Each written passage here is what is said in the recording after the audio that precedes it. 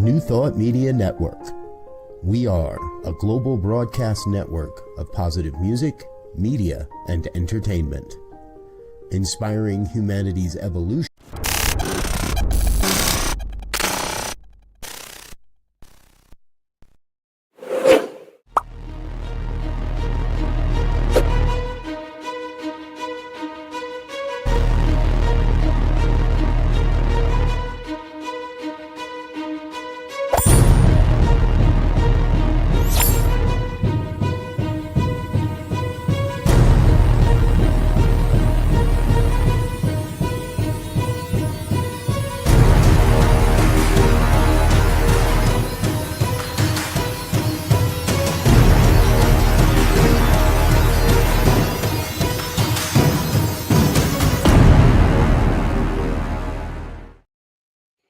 Happy Friday, everyone. And now the good news.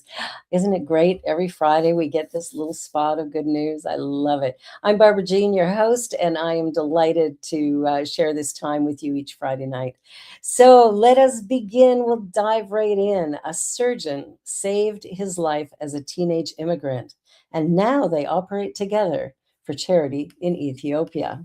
How's that for a cool story? So each of these men had to walk a long, hard road paved with blood, sweat, and tears to arrive at this moment, embracing each other as both patient, physician, and colleague. From his birth in a powerless, waterless village in Ethiopia 41 years ago, Mesfanyana has often found himself at the mercy of the kindness of strangers. Strangers like Jim Cotton, a cardiothoracic surgeon who first met Mesfin when he was wheeled into his Atlanta operating theater for open heart surgery. This incredible tale of compassion and gratitude, documented by the Washington Post, reminds us all of the miracles that can come from just caring a little to help a young, impoverished soul. Uh, uh, Mesfin, I'm probably saying his name wrong, so my apologies, but according to the Post, was surrounded by love and wanted for nothing in his home country. But a cough that started just by slowing him down turned into rheumatic fever. Staggering into Mother Teresa's Missionaries of Charity in Addis Ababa, the scrawny youngster met American doctor Rick Hodes. Hodes, the Post reports, is credited with saving thousands of children with heart disease through his own generosity and a series of clever fundraising strategies to pay for surgery on the poorest among them. Children's Cross Connection International paid for him to fly to Atlanta to undergo open heart surgery at Piedmont Heart Institute. There, Dr. Cotton successfully repaired the boy's mitral valve to improve his heart function and recommended he stay with his host family nearby while he recovered. His host happened to be a dentist, and seeing as how Mesfin would soon be back on his way to Ethiopia, recommended he take advantage of his surroundings and get his wisdom teeth pulled. This, after the young man returned to his family to tears of joy, actually developed into another heart problem called endocarditis, which Mesfin believed was certain to claim his life, even as he once again lay on Dr. Hold's physician table in Addis Ababa. Both Christian men, Mesfin was happy to chalk his misfortune up to God's will. Dr. Hodes was not. The American sent his patient back to Atlanta for a second surgery. God only knows who funded it this time. The diagnosis was that a valve repair wasn't enough. It had to be replaced with a mechanical one, which meant he would have to live in the U.S., where blood thinners and monitoring were readily available. It was at this time that he encountered the startling kindness of another stranger, Alan Dollar. Mesfin's cardiologist. Dollar was also the adopted father to many children and took Mesfin under his roof as well. I'll tell you, they say it takes a village to raise a child. I think it takes one to heal one, too. Oh, that's so sweet. I love that story. All right, moving right along. Expensive cystic fibrosis drug now within reach after a dramatic price drop of a new generic version. Yay, generic versions. We need those. Some medications are just out of reach for all the people who actually need them. A Bangladeshi pharma company will soon release a generic version of an expensive drug for cystic fibrosis that will allow hundreds of patients worldwide to access treatment. The only pharmaceutical option available for cystic fibrosis has been for years been a combination treatment called ETI, priced between $300,000 and $370,000. Drug discovery, testing, and complying with regulation costs a company 2.6 billion per drug on average in the United States. And for context, it takes substantially less money to explore, develop, and run a world-class mining operation. Go figure. Vertex Pharmaceuticals, the American company which holds the patent for manufacturing ETI, has specifically said the price of the drug reflects an attempt by the company to recoup the losses it sustained while creating it. Even if the company could or wanted to sell it at a loss, that would mean siphoning money from other drug development programs, of which the company currently has 10 ongoing for a variety of diseases. Now, Bangladeshi pharma company Beximco will be offering a generic brand, ETI, for just $6,750 a year for adults and around $2,000 per year for children, putting life-saving treatment within reach of thousands of patients. Cystic fibrosis causes a buildup of mucus in the lungs that can lead to infection and often death in children and young adults. Diagnosis often come with a warning to the parent to not become overly attached to their child. That's awful. I would never say that to somebody. Don't get attached to your child. Wow. Anyway, moving right along here. One more story, and then we're going to take a short commercial break. This one is traveling the world to get 1 million hugs. Can you imagine? And it helped her to heal after losing her brother on 9/11. So my friend Kevin died at his desk on September 11th, 2001, on the 99th floor of the North Tower of the World Trade Center. I was in Philadelphia watching the Twin Towers fall on TV, like everyone else, except I knew someone inside. Wow. Well, I thought they were siblings, they're friends. A lifelong positive presence, Kevin was someone who made me want to be better, and his loss left me adrift. So here I am getting crying again. Holy moly. You guys, I'll just have to put up with it. So 9 months after the towers fell, I got on a bike and honored his life by pedaling 4,200 miles across a grieving country from Astoria, Oregon to Philadelphia, because the tragedy of that September day touched all of our lives in some way. Something surprising occurred on that journey. Well, how many years has it been? And here I am still in tears. Everywhere I stopped, everyone wanted to talk, to connect, to feel safe, and above all, hug. Hugs are the best medicine in the entire world. So while we go to a commercial break, give yourself a hug or find somebody to give you one, and we'll be back in just a minute. Thanks for watching. Are you passionate about media, storytelling, and making a difference? Welcome to New Thought Media Network, where your voice matters. We amplify diverse voices and share impactful stories. Join us in our mission. We are a nonprofit organization dedicated to creativity and community, looking for enthusiastic volunteers who want to be part of something bigger, learn, grow, and collaborate in various aspects of media production. Incredible support and camaraderie await you here. Your contributions will help us create powerful content that resonates with audiences and drives social change. Ready to make a difference? Visit our website www.ntmedia.org to learn more about volunteer opportunities and how you can get involved.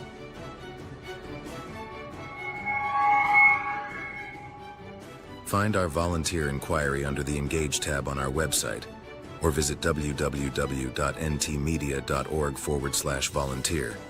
We look forward to connecting with you soon. And we're back. More good news here on this Friday night. Well, here's an interesting story. An 11-year-old's White House dream comes true, and he pays it forward 30 years later in a heartwarming full circle. It was a bold request for an 11-year-old. Kevin Nazemi wanted to interview the President of the United States. Kevin didn't seem to care about his age or that he recently immigrated to America from Iran, and his English skills were still developing. The boy, who lived in Missouri at the time, had a class project to create a news report, and he couldn't think of a better subject than the current president, Bill Clinton. Kevin wrote a formal letter to the White House requesting an interview. What a bold kid. This is lovely. Staffers sent him a coloring book in return, but it didn't deter Kevin. He began calling the White House instead, making his persistence known in daily calls. One of those phone calls eventually reached junior staffer Dave Anderson, who at least listened to Kevin's rather outlandish request. Anderson was only 23 then, and all these years later, he still remembers the kid's persistence. His tone was demanding. It never felt like, pretty please, can I get an interview with the president? It was much more like, when can I get an interview with the president? That's a way, young man.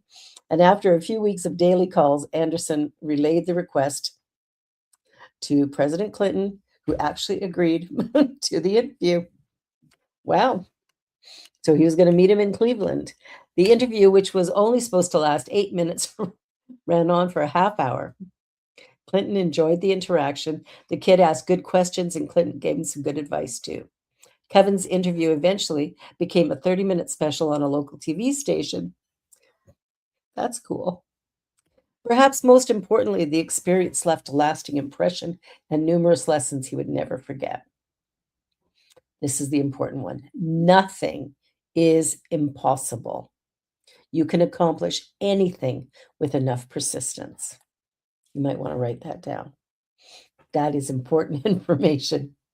The precocious young man eventually studied at MIT and Harvard's Business School. He founded 4 startup companies, making good on the American dream that he chased down all the way from Iran. He also stayed in touch with Anderson as the young White House staffer grew up and had 2 children of his own.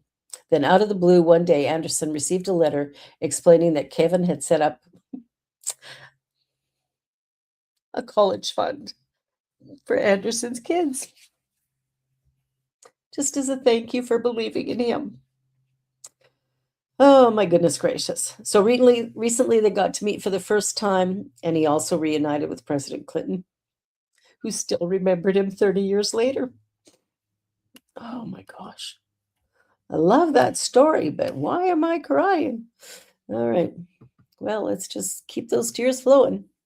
Here's a wonderful couple who restore a historic train station for lodgers. They brought it back to its original glory. A train-crazy couple have spent the last 30 years restoring a derelict railway station in England to its former glory. Mark and Carol Benson spent tens of thousands to transform Ebertson Station in North Yorkshire after purchasing the property in 1996, 4 decades after the train station closed in 1950. Thanks to the 3 decades of hard work, tourists are able to once again visit the depot, now called the Old Station, and even stay in one of 3 former first-class train cars, or in the converted ticket office, which is now a cottage. The Bensons renovated the former station master's house into their family home, and in their latest project, restored the platform canopy and waiting area, for which they were awarded a blue plaque marking its historic value. It's been a lot of hard work, Carol told SWNS News Agency. We're very proud of what we have achieved. Ebertson Station is said to be a very good example of the work of the celebrated architect William Bell's mature wayside station design of that period. How cool is that? See, you can do anything. Absolutely anything. All right, you ready for a workout? Yeah, this is important. 10 minutes of intensive workout can trigger powerful anti-cancer effects, says a new study. Those brief, intense workouts you've heard about that boost fitness might also help fight certain types of cancer by releasing molecules into the bloodstream that can spur DNA repair and inhibit cancer growth signals. When embarking on an exercise routine for the new year, take heart that new research reveals that just 10 minutes of intense, exercise could help fight cancer. Short bursts of energetic activity can trigger rapid molecular changes in the bloodstream, shutting down bowel cancer growth and speeding up DNA damage repair. Researchers at Newcastle University have found that exercise increases the concentration of several small molecules in the blood, many linked to reducing inflammation, improving blood vessel function, and metabolism. When these exercise induced molecules were applied to bowel cancer cells in the lab, the activity of more than 1,300 genes was altered, including those involved in DNA repair, energy production, and cancer cell growth. The findings, published in the International Journal of Cancer, help explain one way exercise can protect against bowel cancer by sending molecular signals in the bloodstream that influence the activity of genes that govern tumor growth and genome instability. The study is another step forwards in the fight against bowel cancer and further strengthens the importance of staying active. Yes, move it or you lose it. And like one nurse said to me one time, movement, like moving the body, is lotion. Motion is lotion. So keep that in mind. Well, if you ever thought you couldn't do something, here's somebody to suggest that maybe you could. This veteran becomes the first double amputee to climb the highest peaks on every continent, conquering the 7 summits. How is that for remarkable? A British war vet who lost both his legs in Afghanistan has become the first above-the-knee double amputee to reach the summit of the highest peaks on every continent in the world. On Tuesday, 46-year-old Harry Buddha Magar summited the highest mountain in Antarctica, Mount Vinson, the final peak in his epic mission. After a grueling 3-day climb that saw him battle through 13 below zero temperatures, the summit not only marked another mountaineering world's first for the climber, but also a major landmark in Harry's mission to boost disability awareness and inspire others to climb their own mountain, whatever that might be. Upon completing the world record, the veteran from Canterbury, Kent, said the climb was very tough. The conditions and difficulty meant that I was literally crawling on all fours, battling my way up the mountain. But crawling along, he was able to look up and take in the incredible views where spectacular Antarctic mountain peaks pieced a thin layer of cloud below. A disability shouldn't limit the size of your dream or your ability to achieve it. There you go. There's your inspiration for tonight. See, it's coming from everywhere. No matter what's going on in your life, there's always a way. Bravo. That man is really remarkable. Well, I'm not sure how this happened, but this comes from Sunny Skies. Our other stories were coming from the good news. 2 toddlers are safe today thanks to the quick thinking of a Florida man who spotted them wandering into the middle of busy highway traffic and didn't hesitate for a second to act. According to WESH, John Brittingham was driving along A1A in Brevard County on Sunday when he noticed 2 young girls standing in the middle of the road. One of them was already in traffic. Brittington immediately pulled over, jumped out of his car, and rushed toward them. With one hand, he stopped oncoming vehicles. With the other, he scooped up the first toddler, then quickly grabbed the second, getting both girls out of danger in just a few seconds. I was terrified of thinking what could have happened to them. The rest of my life would have been ruined. Yeah, that would be a visual that would be hard to get out of your eyes. The entire dramatic rescue was captured on his vehicle's front and rear dash cams. Brittingham later said that seeing the girls reaching out with their little arms in the video was both emotional and unforgettable. After getting the children safely off the road, Brittingham began searching for their parents. He went to a near Airbnb and knocked on the door, but no one answered. He walked around the house, calling out, still holding the girls, who he estimated were about 2 years old or younger. They were only able to point to things and say, "Oh." Eventually, he noticed an open back gate. Inside, he found an elderly couple and a young girl, the children's family, who had no idea The toddlers had wandered away. They immediately went into, "Oh my God, we're so sorry." And I was like, "Yeah, I know. I'm just glad I could get them back to you." The emotional toll of the moment didn't hit until later. He said, "My adrenaline spiked. I had a migraine when I finally got home. I was drained completely for the rest of the day." Well, having, imagine what that would be like. I'll tell you, yeah, that would be a tough one.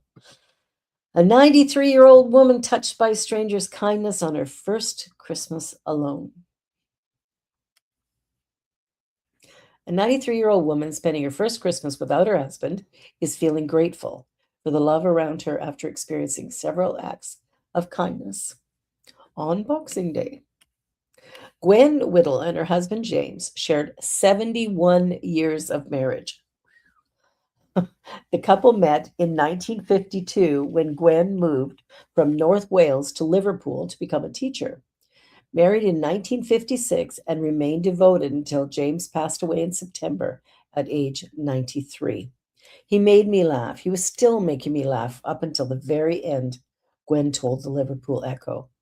One of their favorite traditions was visiting Toby Carvey on Boxing Day, and Gwen wasn't ready to give that up, even for her first holiday without him. Gwen booked a table for one and brought a photo of her and James to keep his memory close. "I took a photograph of the two of us in happy times and put it on the table for company." Man. Her Boxing Day took an unexpected turn when she was seated near two large family tables. One young woman invited her to join them, but Gwen politely declined, worrying she might interrupt the teenagers' celebration. Later, when she asked for her bill, a kind stranger at another table had already paid for her lunch. Oh man, I'm emotional tonight. "I said it was terribly generous, but I can't let you." The woman replied, "I've been looking for someone to give a Christmas present to, someone who looks like they want cheering up." Gwen said, "I had a little cry. It was very generous. And I'm crying with you, Gwen, just so you know." Oh, man. Whew. I don't know if it's lack of sleep or what it is. Okay, here's how to put a laugh on your face. A cat owner begs the internet for advice on how to get her cat to stop playing the piano. A cat who loves the piano is driving her owner absolutely bananas, and the internet can't stop laughing. Odd question, but how do I get my cat to stop playing the piano? It's driving me crazy, especially at night, the owner wrote online. Such a cute cat. She explained that the cat jump scares her multiple times a day with random key smashing, wakes her in the middle of the night, and makes watching movies or talking on the phone a real challenge. I'll admit that it was very cute and entertaining at first. But at this point, oh my God, she shared, there's no piano cover, nothing I've thought of that I can put on there that she won't knock off. And the aluminum foil thing doesn't work on her. Of course, the internet had plenty of advice, none of it very helpful, but most of it hilarious. Some users turned it into a full-on parody of Leonard Cohen's Hallelujah. After this initial comment, have you considered lessons so cat can play a soothing chord? The next comment read, "Now I heard that there's a secret chord. When the cat played it, it pleased the landlord." Another chimed in, "But she doesn't really care for music, does she?" Someone added, "It goes like this, the fourth, the fifth, the late night calls, the zoomies fit." And finally, the baffled kitty composing Meowalooya. Other commenters were a bit more realistic, and realistic for cat owners anyway, but can't really stop a cat from doing what it wants. I learned that a long time ago. A couple commenters believe the old piano does have a cover, but it is hidden and kept in place by two screws. Upon further inspection, they could be right. In the end, we hope Meow's art keeps honoring those piano skills, maybe with fewer midnight concerts. Oh, that one makes me giggle. All right, everybody, we are coming up to our hero of the week.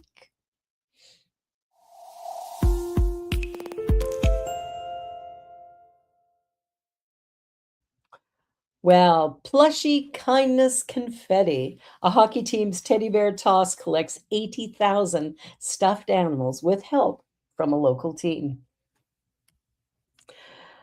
Once a year, stuffed animals take flight inside an arena in Hershey, Pennsylvania, flying through the air in a cavalcade of color, creating sweet, cuddly mayhem on the ice. For a quarter century, the Hershey Bears, a minor league team in the American Hockey League, has been hosting the epic teddy bear toss game for charity. In the annual event, as soon as the home team scores its first goal, excited fans launch thousands of stuffed animals onto the ice. A chaos of colorful creatures, big and small, raining down from the stadium seats above the players. Play stops, so all these stuffed animals can be collected and later donated to children in need throughout central Pennsylvania.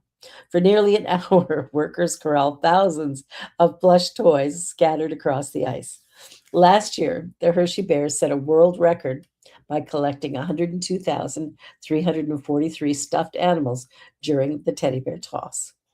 On Sunday, the team held its latest ceremony, during which Bears defenseman Louis Belpedio scored just 3 minutes into the game to unleash an aerial assault featuring 81,796 donated stuffed animals. He scores, the Bears announcer said on the video broadcast. Sweet, cuddly mayhem. It's a sky full of stuffies. It's the teddy bear toss magic in Hershey. How sweet is that? Well, since its inception in 2001, the teddy bear toss has provided almost 650,000 stuffed animals to less fortunate kids and families. And one local teenager made it her mission to help maintain the supply of plushies and all the joy they provide. Gabby Kirschner, a high school junior, this is our hero, in nearby Mechanicsburg, and has been a longtime season ticket holder for the Hershey Bears. After witnessing the teddy bear toss the first time, she was so inspired that she worked with her family to create the nonprofit Gabby's Acts of Kindness. How sweet. To solicit donations for her favorite hockey team's teddy bear toss every year. I think about it every day when I wake up. It's just so incredible, Gabby said. I realize how much more these stuffed animals on the ice mean. That's why I'm on the edge of my seat during the game.